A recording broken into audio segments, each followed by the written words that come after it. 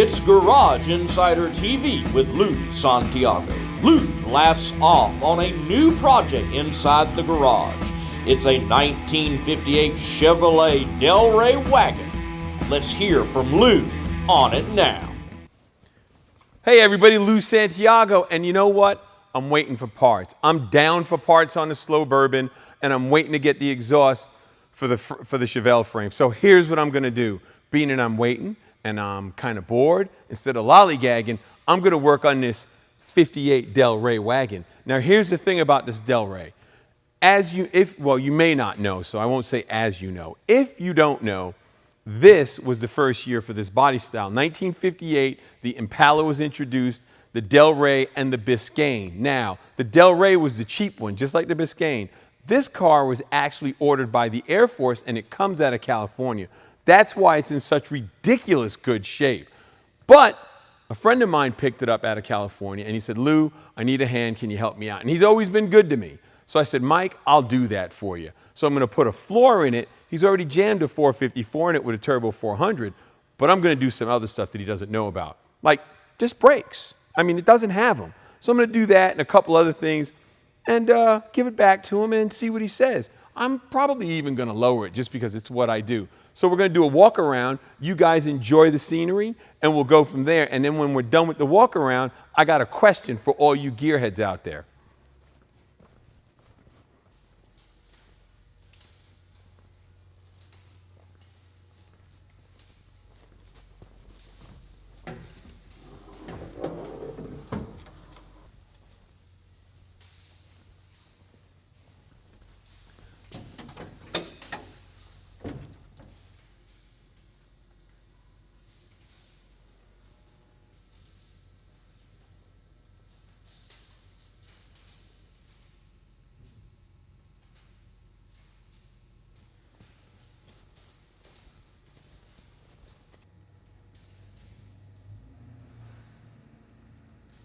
Back glass.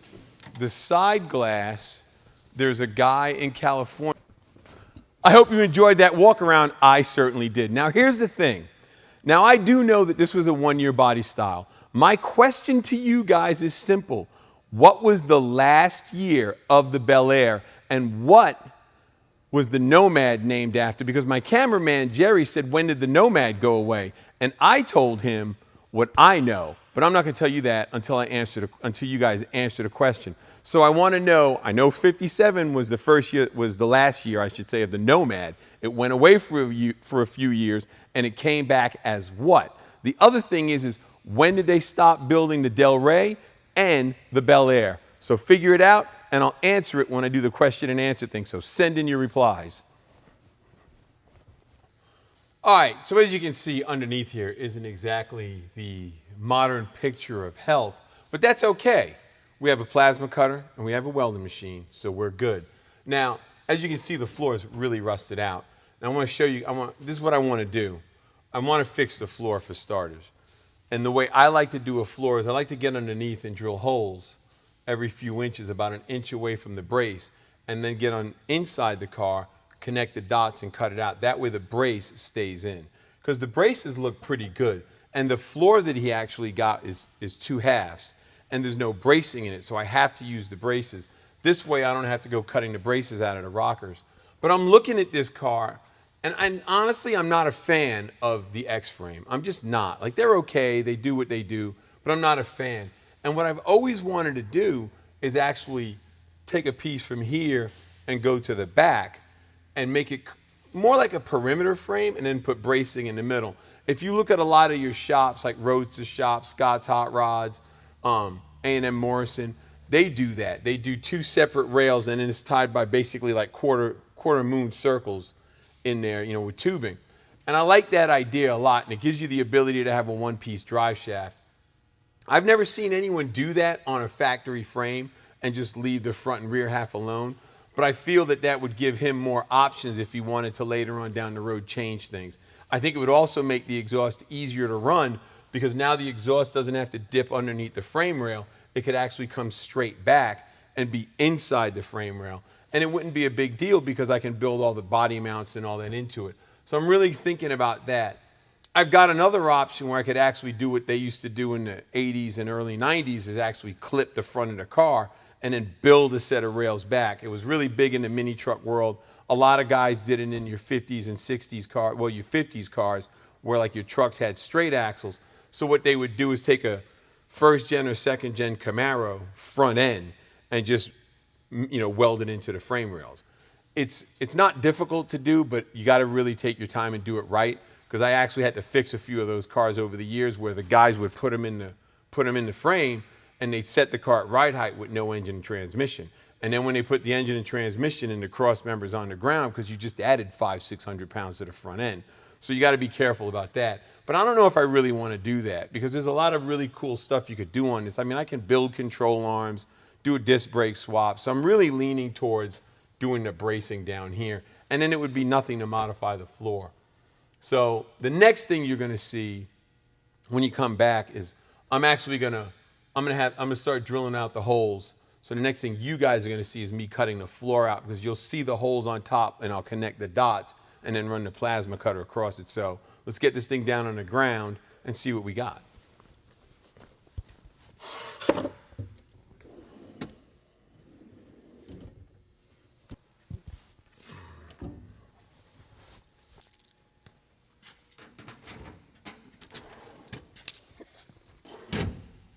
Where?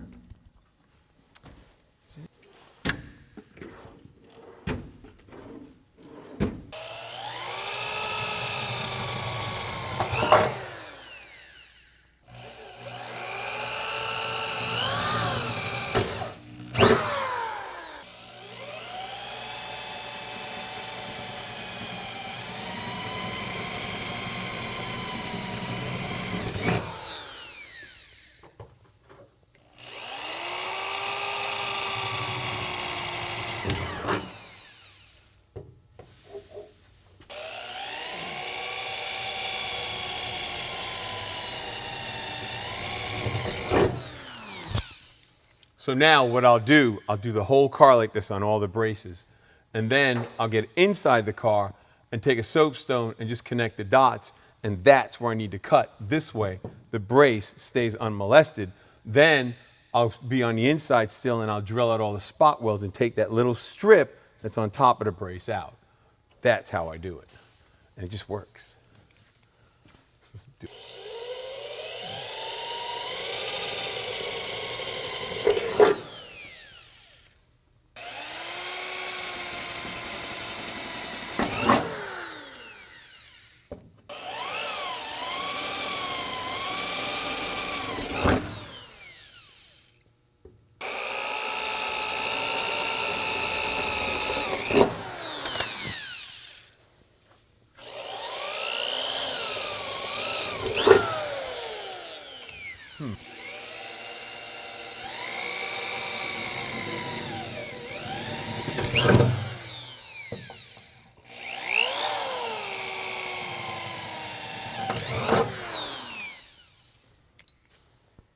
All right, so I'm gonna finish this up and then I'll get it off the lift and on the ground and we'll start cutting. You guys take a break, we'll be right back. So, like I told you guys, the next step is cutting the floor out, and we're gonna use the plasma cutter. Now here's the thing, I just found this out and I think this is just out freaking standing, okay? What Monday Morning Racer was telling me is that some plasma cutters, they're like mini lightsabers. They actually use the molecules of water in the air to strike an arc. So it's not a laser beam. It's like straight up, whoom, whoom, whoom.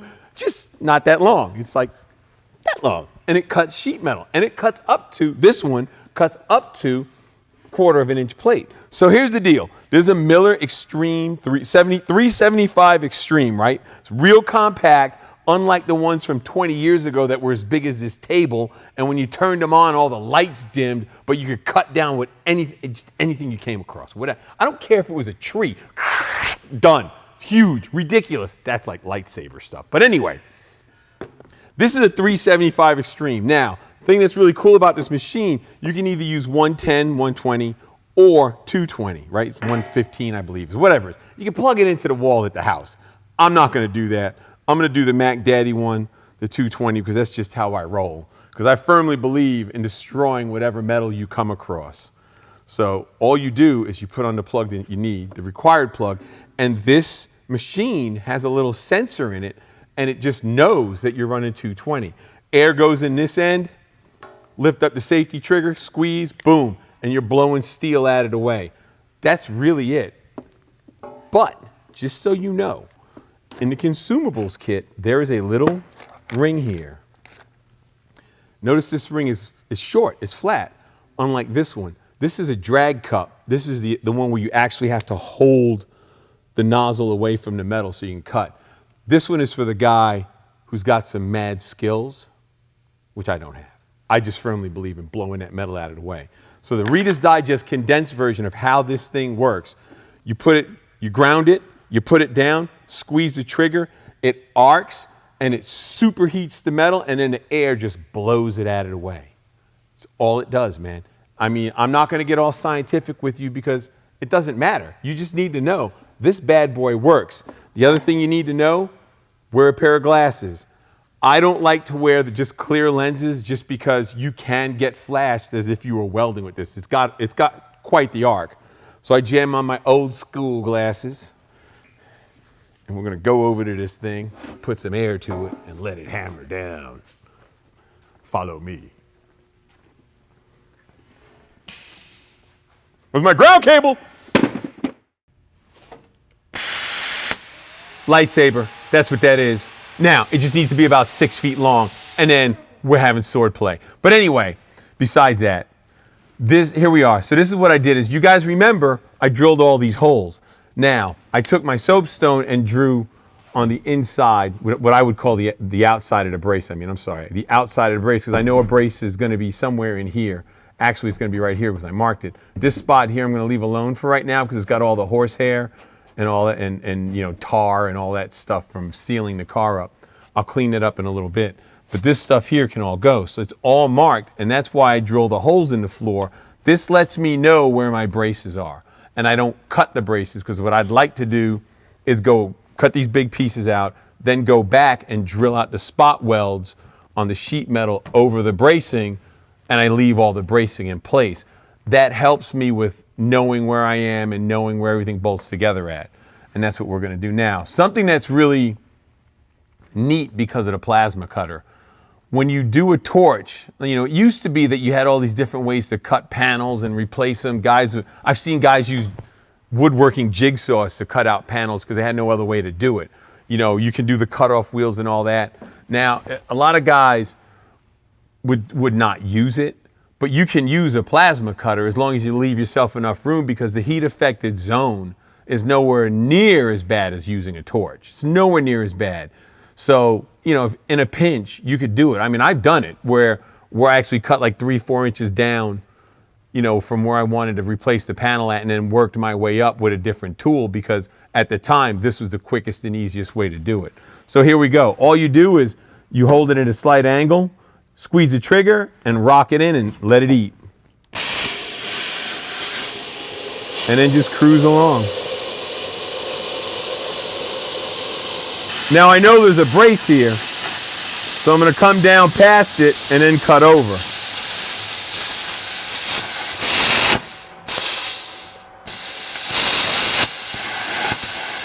What's happening is the metal is so rusty, it's blowing it out of the way so fast. The metal's so rusty, it's blowing it out of the way so fast, the machine is having trouble keeping the arc. It's not a big deal.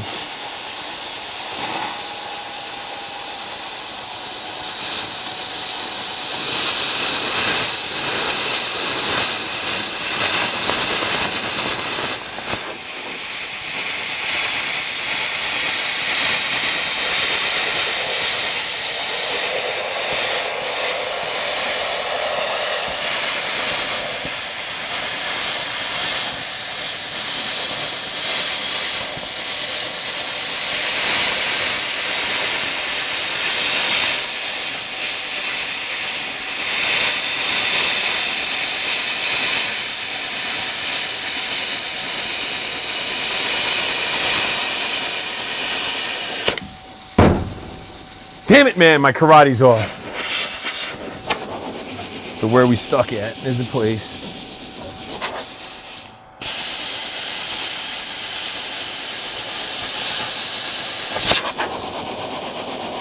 Oh, I missed that brace. What is that? I did. I missed the brace. Wow, I didn't realize that. All right, we got it.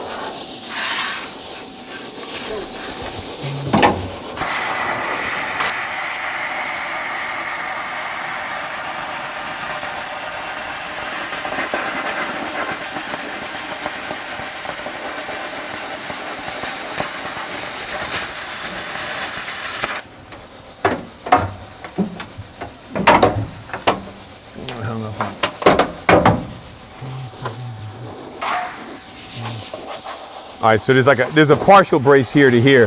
I just cut right in the middle of it, which is cool because right here is the flange. So I'm in the open spot. I'll just have to drill out these spot welds. There's the brace for the seat here. So I'll have to finagle the bagel on that one. And I could cut. Yeah, I can get in here and do this. I can do this right here.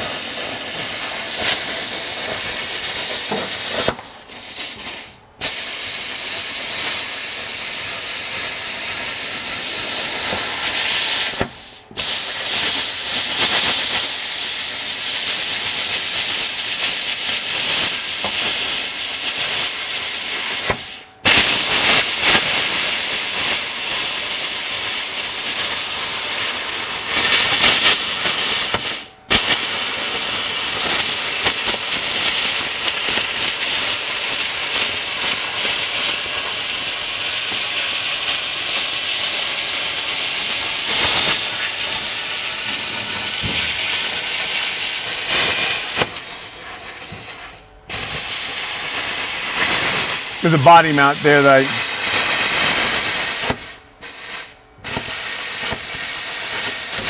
there's a body mount there that I'm gonna have to finagle with. I knew it was there, but I decided to cut over it anyway. Oh, see? Right there.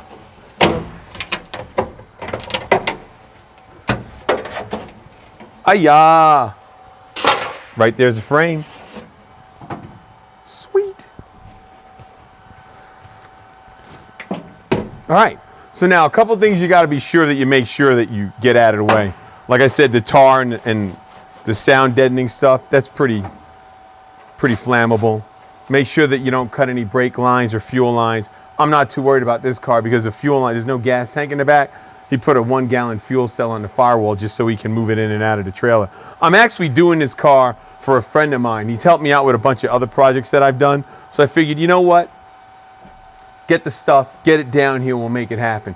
He did buy a couple pieces of floor. I'll show those to you in a minute, but it's not going to be needed more than likely. I'm just going to turn and put a whole floor in it, I think, because I'm going to make some changes. Like I told you earlier, I'm going to make some changes. I think I'm going to get rid of the X, come straight down, tie it back in, eliminate the carrier bearing. We'll see.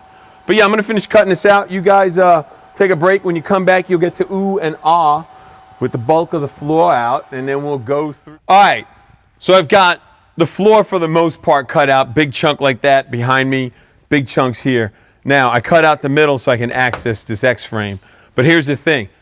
So if this wasn't an X-frame car, I would have bracing going across and maybe even Xing it. But being that I'm leaving so much material because there's a cross member in the middle, you got this cross member here, which is actually the floor. It's not a legitimate cross member like the one here. I'm leaving it in place, and I may cut out some more behind it. And up front, you've got, you know, the toe board and all that. So I'm pretty confident it's not going to go nowhere. That's why I decided not to put any bracing in it. Now, if I was doing a perimeter chassis car, you normally have a brace in the middle, and you might have something a little bit sturdier than this, or maybe not as sturdy. It just depends on the car. I would put at least at a minimum a brace going door to door. That way, the body doesn't go anywhere. But being that the back half isn't rotted out as much as the front, the body mounts are still in place up front, I'm confident it's not going to go nowhere. I just got to pay attention to what I'm doing. And if I feel that I need a brace, I don't have a problem putting one in. I've just learned over the years it's easier if I can cut it without a brace in the car to cut it. You know, it's not in the way. You know, you're not reaching over different things to get in there. So that's about it for right now. Well, I'm going to cut out this piece back here. But, you know, you guys, there you go. So that's where we are. And then the next piece is showing you guys how I remove spot welds. And actually, you know what? We'll just do that right now. I'm going to get a drill and show you guys.